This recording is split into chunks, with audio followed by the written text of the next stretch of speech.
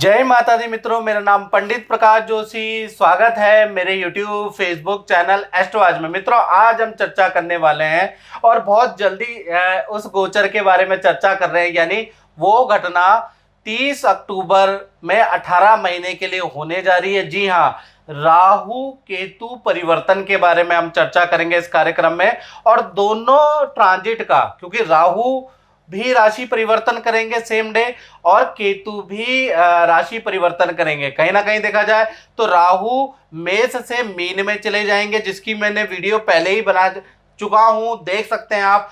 और साथ ही साथ देखा जाए तो तुला से कन्या के अंदर केतु भी ट्रांजिट करेंगे। आप दोनों ग्रह एक साथ ट्रांजिट कर रहे हैं, तो इसका मिक्स मैच फल क्या होना चाहिए, यानी दोनों ट्रांजिट में।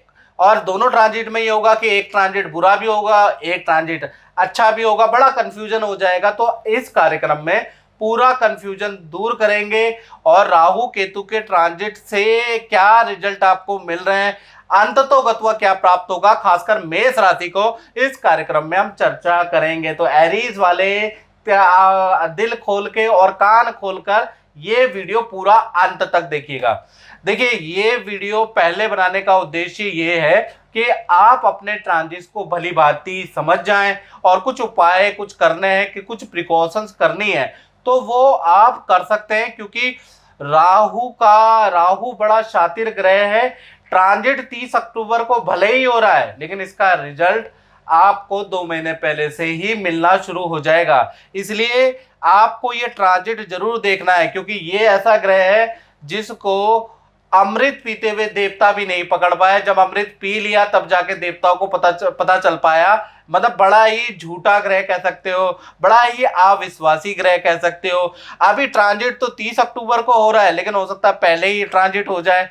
तो कुल मिला के ये है कि जो राहु का ट्रांजिट का जो भी रिजल्ट होता है या केतु के ट्रांजिट का जो भी रिजल्ट होता है, वो कहीं ना कहीं 2 महीने पहले से शुरू हो जाता है जातकों को। तो इस कार्यक्रम में हम चर्चा करेंगे मेष राशि के ऊपर।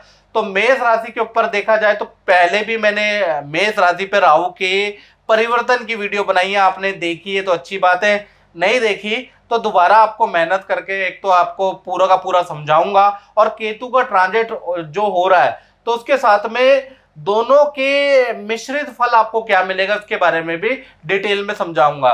देखिएगा, राहु का ट्रांजिट 30 अक्टूबर को देखा जाए तो आपके 12वें भाव में आ रहा है, यानी कि, और केतु का ट्रांजिट आपके 6ठे भाव में आ रहा है। यानी राहु जो 12वें में वो तो बहुत ही बैड रिजल्ट आपको देगा, लेकिन केतु 6ठे में बहुत अच्छा रिजल्ट देता है। कहीं ना कहीं तीसरे, 6ठे, 10वें, 11वें भाव में क्रूर ग्रह अच्छा रिजल्ट देते हैं। ये गोचर सिद्धांत से भी हमें पता चला है, पराशर भी यही कहती है, गर्ग संहिता भी यही कहती है, और रावण की अपनी संहिता भी यही कहती है, और भृगु ज्योतिष के अंदर भी यही मान्यता है, नाड़ी ज्योतिष के अंदर भी यही मान्यता। ज्यादातर जितने भी शास्त्र हैं वो पापी ग्रह राहु केतु शनि मंगल सूर्य, इनको तामसिक ग्रह की मित्रों संज्ञा दी जाती है। तो इनको कहा जाता है कि ये 3, 6, 10, 11 भाव में अच्छा रिजल्ट देते हैं। तो कुल मिला के राहु तो खराब है। अब राहु का रिजल्ट क्या मिलेगा देखिएगा। राहु जो आपके 12वें भाव में बैठे हैं, तो कहीं ना कहीं आपके कार्यों में परेशानी का सामना, रुकावट का सामना, या वाद विवाद में आपको फंसा सकता है, परिवार से दूर कर सकता है, नौकरी आपकी छूट सकती है। यानी कि राहु का जो ट्रांजिट है शुरुआती दौर में आपको परेशानी में डालेगा, और हो सकता है कि 2 महीने पहले से आपको ऐसे रिजल्ट मिलना शुरू हो जाए। तो राहु का ट्रांजिट तो अच्छा नहीं है, जो कि मैं पहली वाली वीडियो में भी बता चुका हूं और बहुत डिटेल में बता चुका हूं, उसको भी देख सकते हैं। अब यहां पर क्या हो रहा है कि 30 ही अक्टूबर को केतु का ट्रांजिट भी कन्या राशि में हो रहा है, और 6ठे भाव में जो गोचर हो रहा है वो कहीं ना कहीं जो भी आपकी समस्या राहु पैदा करेगा उसका सॉल्यूशन केतु लेके आएगा। यानी कोई ना कोई इष्ट कृपा से, किसी गुरु कृपा से, देवी कृपा से समस्या तो आपके जीवन में आएंगी, यानी कि, लेकिन आप बाल बाल बच जाएंगे। यानी कि नौकरी में कोई समस्या आएगी, लगेगा नौकरी गई, लेकिन इष्ट कृपा, देवी कृपा से कहीं ना कहीं नौकरी में बचाव होगा। विद्या में भी ऐसा ही रिजल्ट मिलेगा। करियर के मामले में भी आपको ऐसा लगेगा अब लॉस हुआ, लेकिन कहीं ना कहीं एंड वक्त पे केतु द्वारा आपका बचाव भी होगा। यानी कुल मिला के देखा जाए, पहले शुरुआत में आपको ऐसा लग सकता है कि मेरे काम में अवरोध रह रहे हैं, मेरे को दिक्कत आ रही है, लेकिन अंत में आपको चौंकाने वाला अंत रहने वाला है। यानी कहते हैं ना, अंत भला तो शुभ भला, ऐसी होने वाली है। साथ ही साथ केतु जो छठे में बैठा है ना, तो मेष राशि वालों को वाहन थोड़ा सावधानी से चलाना है, क्योंकि बार बार वाहन पे खर्चा, वाहन से एक्सीडेंट, वाहन से चोट हल्की सी लग सकती है। और प्रेम के लिए ये जो छठा ट्रांजिट है ये अशुभ है। तो यानी कि जो मेष राशि वाले लव कपल है उनके लिए ये बहुत अच्छा ट्रांजिट नहीं कहा जा सकता। कुल मिला के देखा जाए तो इष्ट कृपा से जो राहु और केतु का ट्रांजिट हो रहा है, तो वो काम में आपके विघ्न होगा। सारे काम 18 महीने के लिए विघ्न से बनेंगे, लॉस होता हुआ नजर आएगा, नौकरी जाती हुई नजर आएगी, ऐसा लगेगा कि मेरा करियर ग्रोथ हो नहीं रही है। लेकिन अचानक ही इष्ट कृपा, हरि कृपा, गुरु कृपा के कारण आपके सारे रुके हुए काम बनते हुए नजर आएंगे। लेकिन वाहन के लिए ये बिल्कुल नहीं कहा जा सकता, प्रेम रिलेशन के लिए बिल्कुल नहीं कहा जा सकता।